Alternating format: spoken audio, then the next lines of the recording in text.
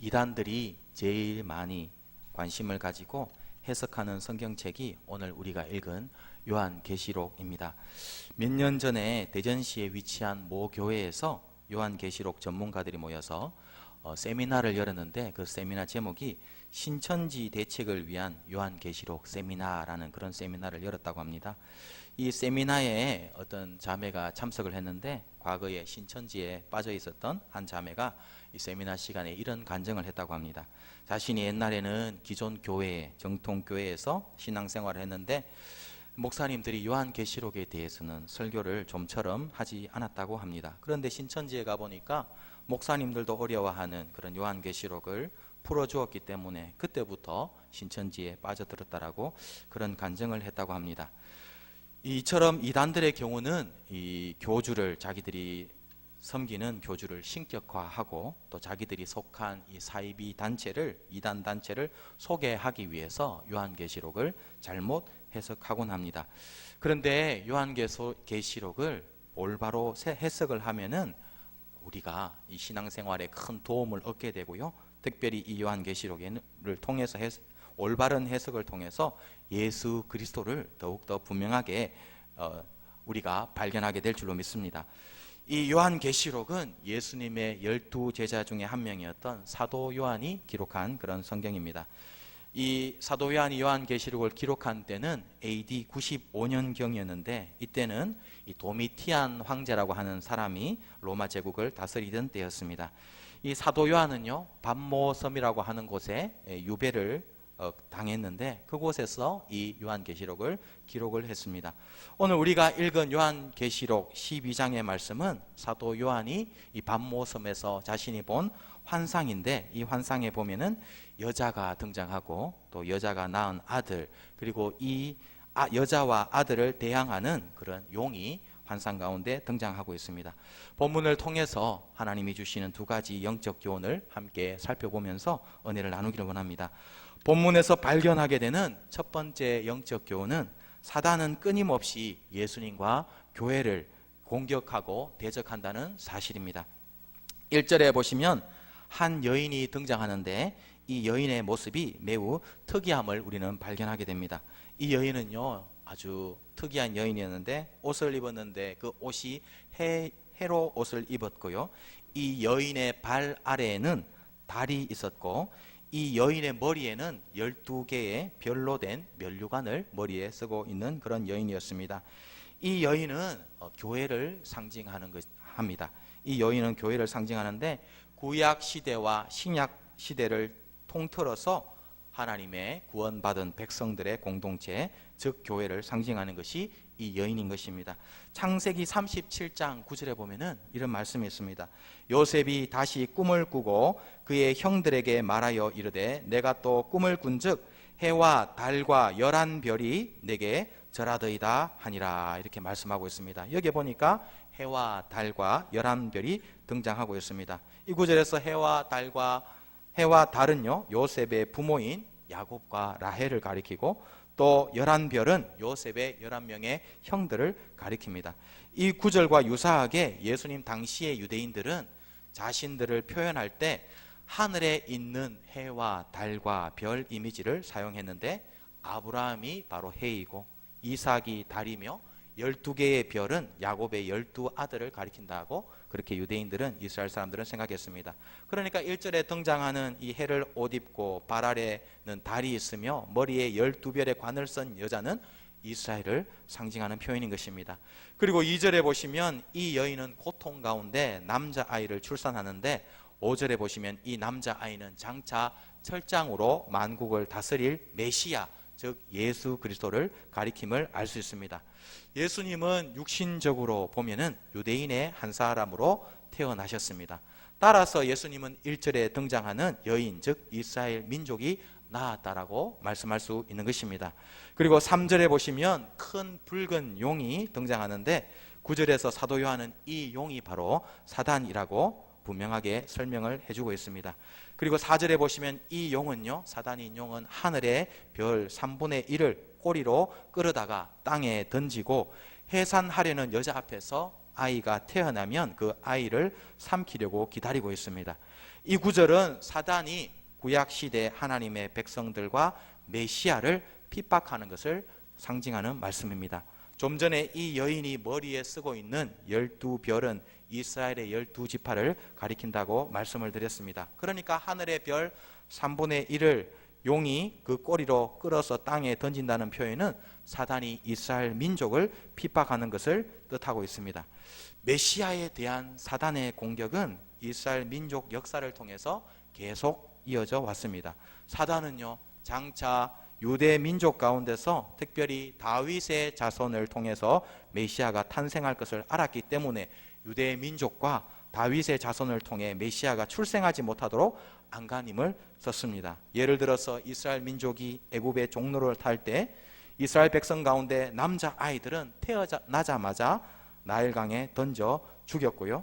사울을 통해서 다윗을 사단은 죽이려고 했고, 여왕 이 아달랴로 하여금 다윗 왕의 모든 씨를 사단은 멸하려고 했으며 하만으로 하여금 유대인들을 몰살시키려고도 이 사단이 시도한 것입니다. 이 모든 일들은 유대 민족, 특히 다윗의 계보를 따라서 메시아가 오는 것을 막고자 한 사단의 다양한 시도들이었던 것입니다. 그리고 아기 예수님께서 이 땅에 출생하셨을 때도 사단은 헤롯 왕을 통해서 아기 예수님을 죽이려고 했습니다. 또 예수님의 공생의 기간 중에는 성난 유대인들을 통해서 예수님을 절벽으로부터 밀어서 죽여버리려고 했고요. 십자가 사건을 통해서 사단은 예수님을 죽이려고 또한 시도한 것입니다. 이처럼 사단은 끊임없이 메시아를 대적하고 죽이려 했지만 그 모든 사단의 계획은 실패하고 말았습니다. 5절에 보시면 하나님께서 예수님을 하나님 앞과 그 보좌 앞으로 데려갔다라고 말씀을 하고 있습니다. 이 말씀은 십자가에서 죽으신 예수님을 하나님께서 살리셔서 하늘로 데려가신 것을 의미하는 그런 말씀인 것입니다. 예수님을 대적하던 자신의 계획이 실패하니까 사단은 이제 방향을 돌려서 교회를 향해서 공격을 퍼붓기 시작합니다. 13절에 보면 이런 말씀이 있습니다. 용이 자기가 땅으로 내쫓긴 것을 보고 남자를 낳은 여자를 박해하는지라, 그렇게 말씀하려고 했습니다. 용이 이제 공격의 방향을 이제 아기가 아니라 남자아이가 아니라 여자인 교회를 향해서 박해하기 시작한 것입니다.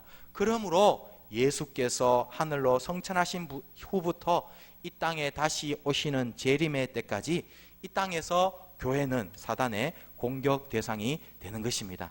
그렇다면 사단은 교회를 어떤 방법으로 공격하겠습니까? 오늘 본문을 통해서 우리는 사단이 두 가지 방법으로 교회를 공격하는 것을 알게 됩니다. 첫 번째 그 사단의 공격의 방법은 속임수를 동원하는 것입니다. 9절에 보시면 이렇게 말씀합니다. 큰 용이 내쫓기니 옛 뱀 곧 마귀라고도 하고 사단이라고도 하며 온 천하를 꿰는 자라, 이렇게 말씀하고 있습니다. 여기 꿰다는 말은 원어로 보면 플라나오라고 하는 그런 원어인데, 이 말은 거짓말하다 혹은 남을 속인다는 그런 뜻입니다. 이 구절에서 사단은 온 천하를 상대로 거짓말을 하는 그런 존재로 묘사되고 있습니다.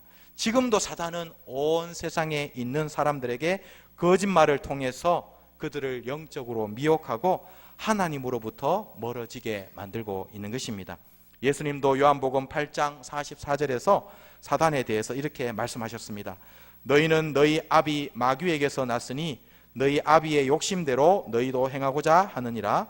그는 처음부터 살인한 자요 진리가 그 속에 없으므로 진리에 서지 못하고 거짓을 말할 때마다 제 것으로 말하나니 이는 그가 거짓말장이요 거짓의 아비가 되었음이라, 이렇게 말씀하고 있습니다. 예수님도 분명히 사단이 거짓말장이이고 또 거짓의 아비라고 말씀하셨습니다.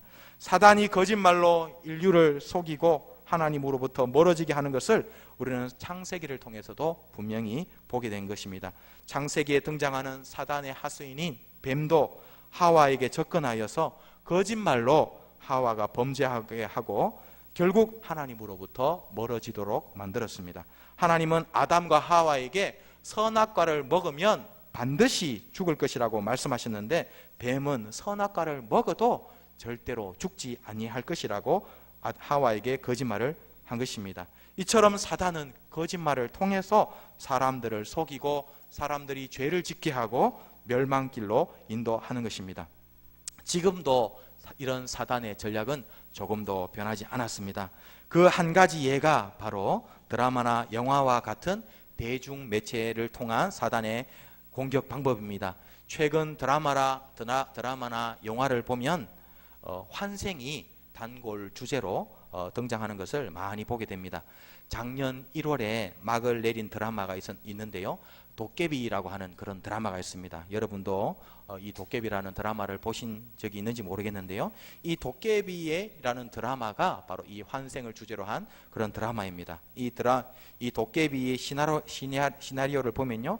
이 불멸의 삶을 끝내기 위해서 이 도깨비는 인간 신부가 필요하고요. 이 도깨비와 함께 또 등장하는 인물이 있는데 이 기억상실증에 걸린 저승사자가 또 등장하고 이 두 인물 사이에 도깨비 신부라고 주장하는 죽었어야 할 운명의 소녀가 나타나는 그런 드라마가 판타지 드라마가 이 도깨비라는 드라마입니다. 이 드라마에 보면 인물들이 환생을 하고 하는데요. 이 드라마가 무려 그 시청률이 20.5%의 높은 시청률을 기록을 했다고 합니다.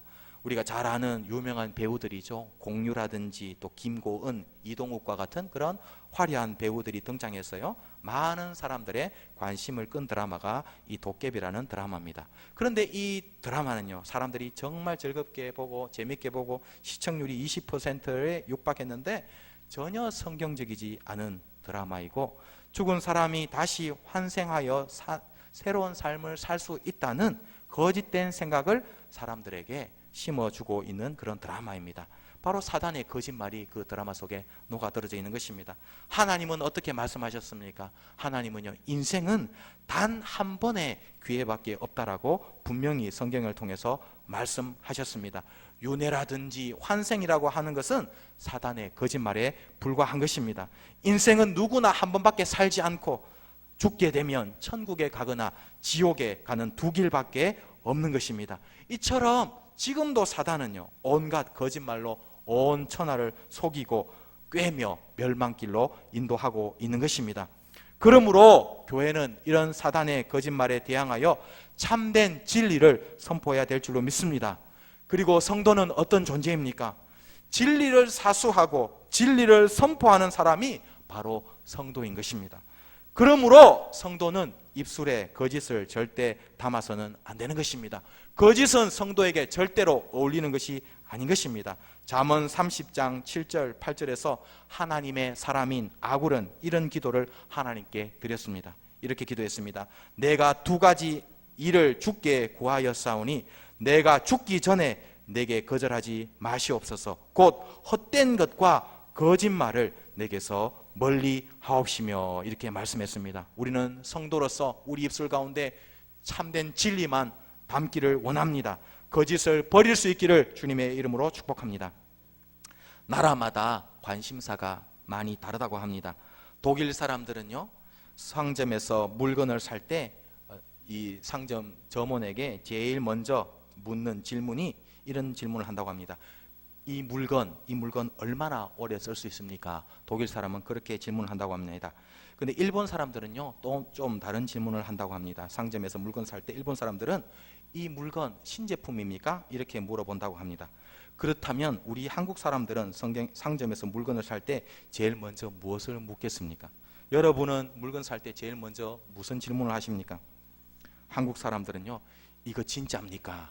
이렇게 물어본다고 합니다.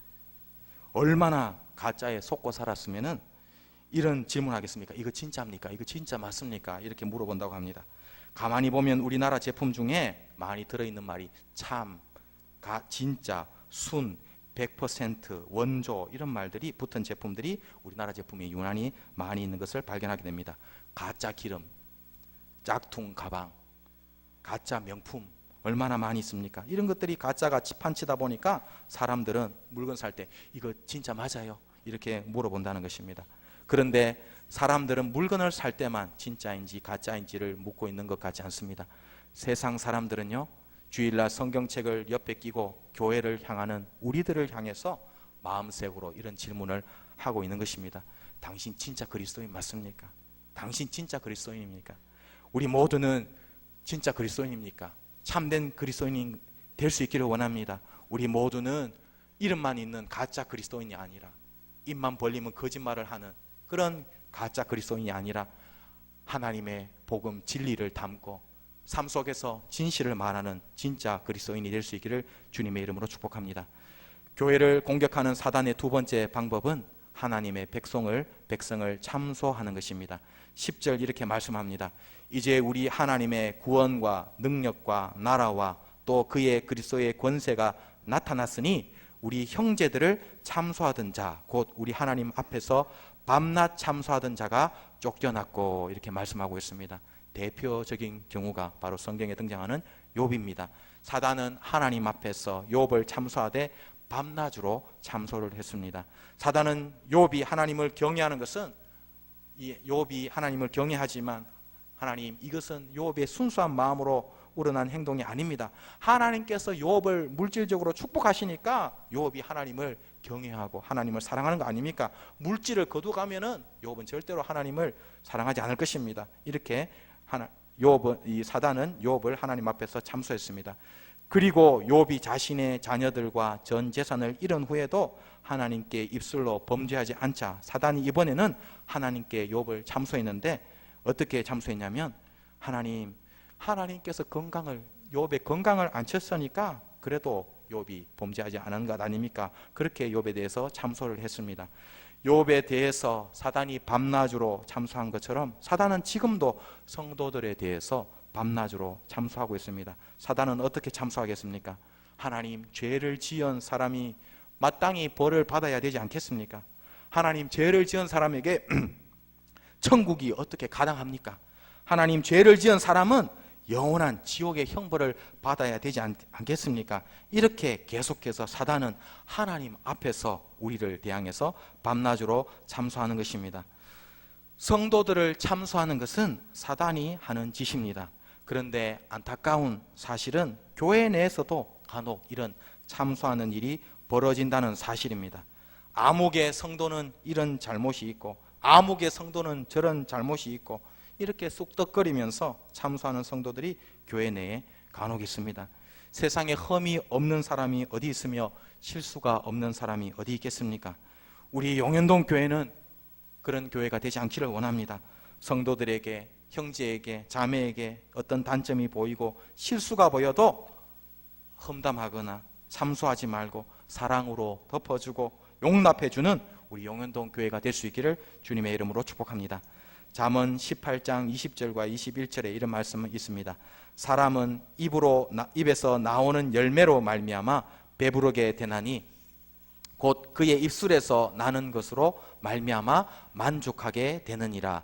죽고 사는 것이 혀의 힘에 달렸나니 혀를 쓰기 좋아하는 자는 혀의 열매를 먹으리라. 이렇게 말씀하고 있습니다. 생사가 어디에 달려 있습니까? 혀에 달려 있다라고 말씀하고 있습니다. 우리 모두는 혀를 바로 사용할 수 있기를 원합니다. 혀를 바로 사용함으로, 은혜롭게 사용함으로 혀로부터 좋은 열매만 거둘 수 있는 우리 용현동 교회가 될 수 있기를 주님의 이름으로 축복합니다. 본문에서 발견하게 되는 두 번째 영적 교훈은, 교회는 예수님의 공로와 은혜로 말미암아 사단에 대해서 승리할 수 있다는 사실입니다. 조금 전에는 사단이 교회를 공격하는 두 가지 방법이 바로 속임수와 참소라고 말씀드렸습니다. 그렇다면 이런 사단의 공격에 대해서 교회는 어떻게 승리할 수 있겠습니까? 본문 11절에 그 승리의 비결이 세 가지로 등장하고 있습니다.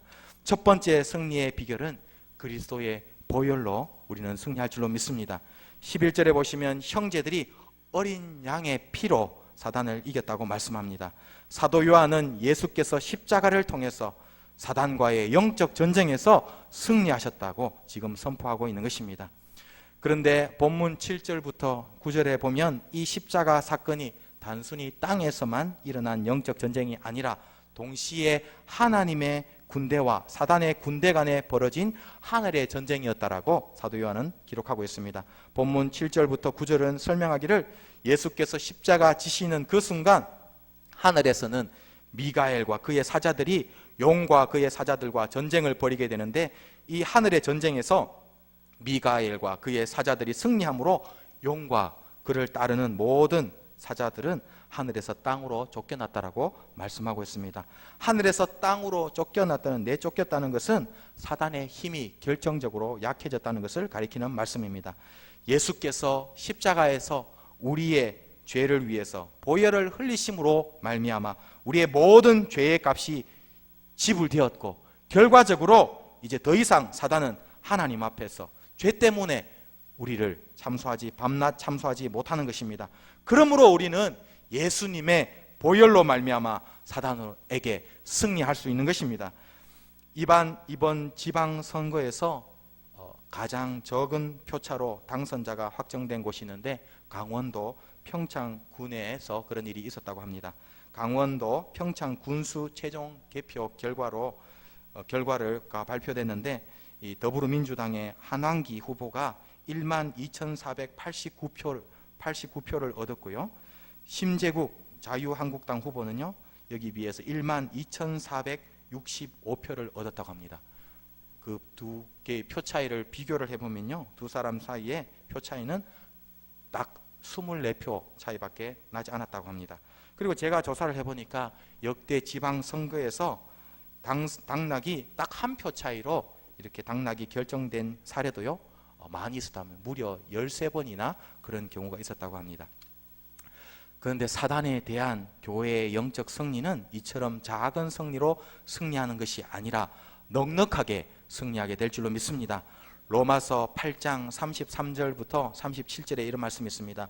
누가 능히 하나님께서 택하신 자들을 고발하리요? 의롭다 하시니는 하나님이시니 누가 정죄하리요? 죽으실 뿐 아니라 다시 살아나신 이는 그리스도 예수시니 그는 하나님 우편에 계신 자요 우리를 위하여 간구하시는 자시니라. 그러나 이 모든 일에 우리를 사랑하시는 이로 말미암아 우리가 넉넉히 이기느니라. 내가 확신하노니 사망이나 생명이나 천사들이나 권세자들이나 현재일이나 장래일이나 능력이나 기품이나 다른 어떤 피조물이라도 우리를 우리 주 그리스도 예수 안에 있는 하나님의 사랑에서 끊을 수 없으리라. 이렇게 말씀하고 있습니다. 어린 양의 피로 말미암아 이제 성도는 사단에 대해서 넉넉하게 승리하게 될 줄로 믿습니다. 두 번째 승리의 비결은 성도의 정언입니다. 11절에 보시면 어린 양의 피와 더불어 형제들이 정언하는 말씀으로 교회는 사단을 이길 수 있다고 기록하고 있습니다. 17절에서도 하나님의 계명을 지키며 예수의 증거를 가진 사람들이 바다 모래 위에 서서 큰 용과 싸우게 될 것이라고 말씀을 하고 있습니다. 교회가 가진 영적 무기는 바로 성령의 검인 하나님의 말씀인 줄로 믿습니다. 교회가 하나님의 말씀과 예수 그리스도의 복음을 부지런히 전할 때 반드시 사단을 이기게 될 줄로 믿습니다. 누가복음 10장에서 예수님께서는 70인의 제자들을 둘씩 짝을 지어 여러 동네로 전도하러 보내셨습니다. 그들이 전도하고 돌아와서 보고하는 말씀이 누가복음 10장 17절과 18절에 이렇게 기록되어 있습니다. 70인이 기뻐하며 돌아와 이르되 주여 주의 이름이면 귀신들도 우리에게 항복하더이다. 예수께서 이르시되 사탄이 하늘로부터 번개같이 떨어지는 것을 내가 보았노라 말씀하고 있습니다. 예수님의 말씀처럼 우리가 복음을 전하면 그때 사탄이 하늘로부터 번개같이 떨어지게 될 줄로 믿습니다. 세 번째 승리의 비결은 생명까지 아끼지 않는 헌신입니다. 11절에 보시면 사도 요한은 성도들이 사단을 이기는 마지막 비결이 바로 죽기까지 주님을 위해서 헌신하게 될 때 성도는 사단을 이기게 된다고 말씀하고 있습니다. 사도 요한이 요한계시록을 기록할 당시의 황제는 도미티안 황제라고 말씀드렸습니다. 이 도미티안 황제는 자신을 신으로 숭배하도록 사람들에게 황제 숭배를 강요했습니다. 그리고 황제 숭배를 거부한 당시 성도들은 무서운 핍박에 직면했습니다. 그래서 사도 요한은요, 황제 숭배를 거부했기 때문에 반모섬으로 유배가 보내어졌고요, 일부 성도는 황제 숭배를 거부해서 순교에 이르기도 했습니다. 그리고 당시 성도들은요, 이 핍박을 피하고자 하는 그런 유혹을 받았습니다. 그런데 사도 요한은 지금 말씀하기를 이런 유혹을 받고 있는 성도들에게 주님을 위해서 끝까지 물러서지 말고 믿음의 선한 싸움을 싸우라고 권면하고 있는 것입니다. 아무리 무서운 핍박이 닥쳐온다 할지라도 믿음으로 승리하라고 지금 권면하고 있는 것입니다. 로마서 8장 17절 이렇게 말씀합니다.